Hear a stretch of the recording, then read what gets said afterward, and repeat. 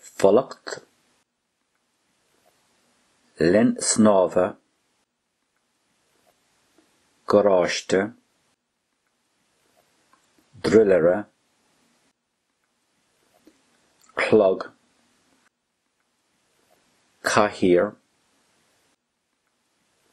Casúr agus Tarnaí, Teach, Glynne, Kishton, Sporán, Arigad, Sauce, Giata, Lavini, Potter, Plata, Fork, Skian, Telefish,